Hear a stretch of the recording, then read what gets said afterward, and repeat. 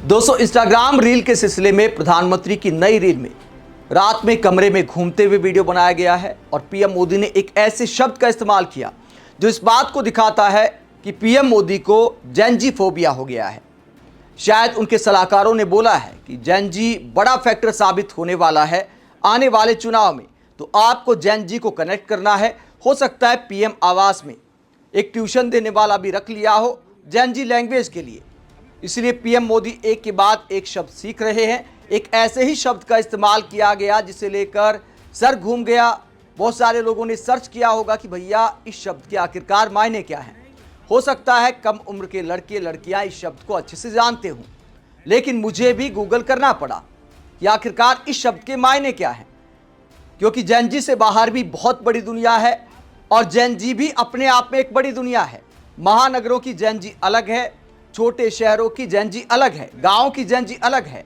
PM Modi पूरे देश के प्रधानमंत्री हैं, जो बात सबके पल्ले पड़े ऐसे शब्दों का इस्तेमाल करना चाहिए, लेकिन पीएम मोदी ने एक ऐसे शब्द का इस्तेमाल किया जो 80% से ज्यादा जनता के सिर के ऊपर से जाएगा। हो सकता है 20% का आंकड़ा भी मैंने ज्यादा बोल दिया हो, क्योंकि भारत की आबादी के हिसाब से 20% भी बहुत हो जाता है।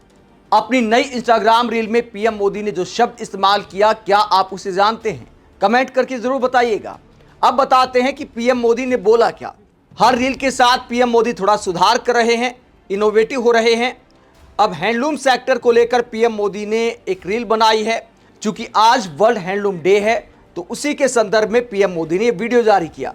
पहले पीएम मोदी का वीडियो आपको दिखाते हैं, उसके बाद राहुल गांधी का जवाब भी आपको दिखाएंगे कि राहुल गांधी का वीडियो कैसे पीएम मोदी को हकीकत दिखाता है। पीएम मोदी का रिपोर्ट कार्ड भी इस मुद्दे पर दिखाएंगे। पहले रील क्या कहती है जरा देखिए।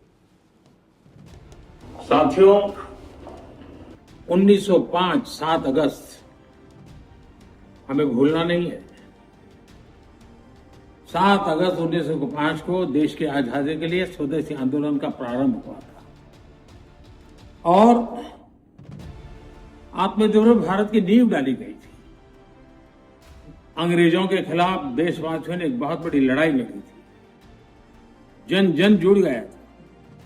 अभी पिछले सप्ताह आप सबने फ्रेंडशिप डे मनाया। मैं आज आग्रह करता हूं, 7 अगस्त हैंडलूम डे होता है। हमने इतने ही उत्साह और उमंग के साथ हैंडलूम डे मनाना है। और हैंडलूम डे मनाने का मतलब है कि हर गरीब परिवार, बुनकर परिवार, जो अपने हाथों से अपनी छोटी छोटी घर में लूम पर कपड़े बनाते हैं और नई नई वैरायटीज होती है। आप देखिए ना, क्या कुछ नहीं है। और आप भी तो इस प्रकार से एक हैंडलूम की वैरायटी के साथ GRWM वीडियो करके जरूर दुनिया के सामने अपनी बात रख सकते हैं। हैंडलूम के लिए लोगों को प्रेरित कर सकते हैं। हमारा काम है आत्मनिर्भर भारत बनाने के लिए हमारे इन छोटे छोटे छोटे गरीब परिवारों को भी आर्थिक रूप से समृद्ध करना। आइए हम स्वयं हैंडलूम से कुछ न कुछ खरीदें, उसका एक वीडियो बनाएं और देश और दुनिया में उस वीडियो को प्रचारित करें, ताकि हमारे बुनकर भाई बहनों के सामर्थ्य का परिचय दुनिया को भी हो। आइए, 7 अगस्त हैंडलूम डे, बहुत बहुत शुभकामनाएं। तो पीएम मोदी देश की जनता से कहते हैं कि हैंडलूम का आइटम खरीदकर GRWM वाला वीडियो बनाए। अब GRWM क्या है मुझे सुनाई दिया तो मैं नहीं जानता था, मुझे गूगल करना पड़ा। क्या आप जानते हैं? कमेंट करके जरूर बताइएगा। गूगल करके तो हर कोई जान लेगा, अच्छी बात है। पीएम मोदी हम जैसे लोगों का भी ज्ञान वर्धन कर रहे हैं, लेकिन हर कोई गूगल नहीं करता है। हर कोई सोचता है यार कुछ बोला होगा, आगे बढ़ते हैं। तो पीएम मोदी को ऐसे शब्दों का इस्तेमाल करना चाहिए जो जनता के समझ आए। आप क्या सोचते हैं GRWM अगर आप भी जानते हैं तो आपके आसपास कितने लोग जानते हैं, कितने प्रतिशत लोग जानते हैं, ये कमेंट करके जरूर बताइएगा। अब आपको बताते हैं कि GRWM का मतलब क्या है। उसके बाद राहुल गांधी का वीडियो भी आपको दिखाएंगे कि राहुल गांधी कैसे आईना दिखाते हैं पीएम मोदी को। GRWM का मतलब है गेट रेडी विद मी। तो जो तैयार होते हुए कई लोग वीडियो बनाते हैं, उसे पीएम मोदी कहते हैं कि GRWM वाला वीडियो बनाइए, get ready with me. GRWM video करके जरूर दुनिया के सामने अपनी बात रख सकते हैं। पीएम मोदी का ऐसे शब्दों का इस्तेमाल करना जो ज्यादातर जनता के सिर के ऊपर से जाते हैं, इस बात को दिखाता है कि उन्हें जेन जी फोबिया हो गया है। छात्र आंदोलन ने डरा दिया है, डर गहरा बैठ गया है, इसलिए नए नए वीडियो आ रहे हैं और नए नए शब्द आ रहे हैं, जबकि विपक्षी नेता हकीकत दिखा रहे हैं। पीएम मोदी ने चूंकि हैंडलूम सेक्टर की बात की तो कांग्रेस की प्रवक्ता अलका लांबा कहती हैं, भारत के बुनकरों के लिए सरकार द्वारा किए गए प्रयासों का परिणाम। बुनकरों की संख्या पुराने सेंसस के मुताबिक 43 लाख थी, जो घटकर अब 26,74,000 हो गई है। प्रधानमंत्री जी, रील से बाहर निकलकर रियलिटी देखो। तो अलका लांबा रियलिटी दिखाती है। इसके अलावा एक खबर मैं आपको दिखाता हूं, उसके बाद राहुल गांधी का वीडियो भी आपको दिखाएंगे। ये खबर आप देखिए। बनारस के नकली बाजार ने बिगाड़ा रेशमी साड़ियों का ताना बाना, सालाना करोड़ों का टर्नओवर, फिर भी हाशिए पर 5 लाख बुनकर।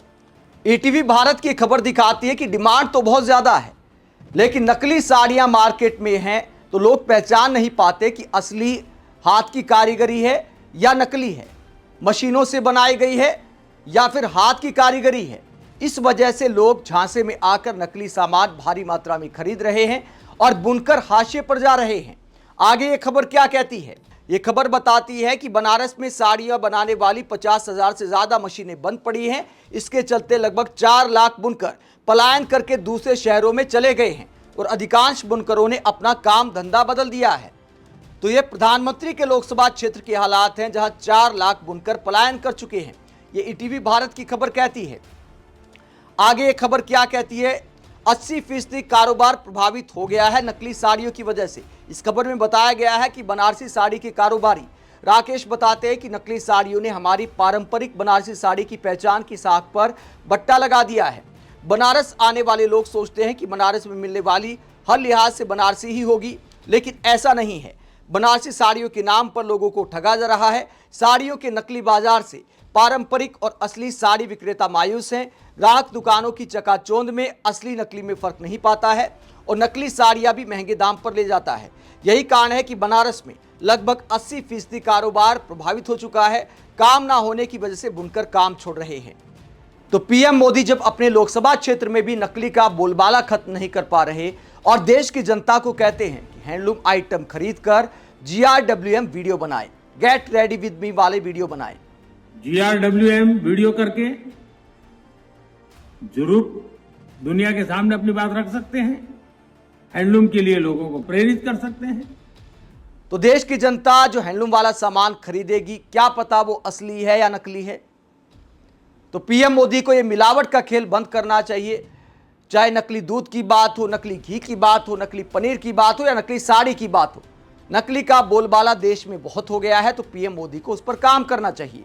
नकली वाली मार्केट के खिलाफ एक्शन के अलावा पीएम मोदी को बुनकरों की समस्याएं भी सुननी चाहिए।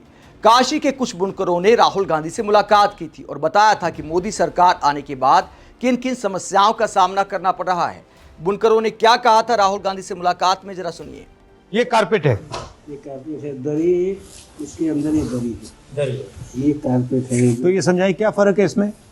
सर ये दरी है, ये नीचे दरी है, तो वो हाथ से बना ये हुआ है। हाथ से एक एक टपका बनता है, एक टपका हाथ से बनाता है। हाथ से एक एक टपका दिन पूरे दिन में इतना आदमी बनाएगा। 2 इंच 2 इंच बनता है, 2 इंच। 2 इंच, इससे ज्यादा नहीं। इसको कितने दिन लगे आपने बनाया था? 1 महीना लगा है इसको बनाने। बहुत मेहनत की सर, 1 महीना लगा बनाने में। बनारस के जब आ रहे थे तो भदोई से यात्रा टर्न कर टर्न हो गई गई थी, थी। तो all of them were waiting to give it to you back then. So, Rahul ji, for example, that truck will take 1 month, और जो आप जिस पे बैठे हैं पैर रख के, this will take a week to build.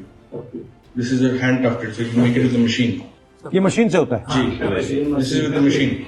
2014 में ये सरकार ने पहला काम किया, आपके स्पिनिंग मिल को बंद कर दिया।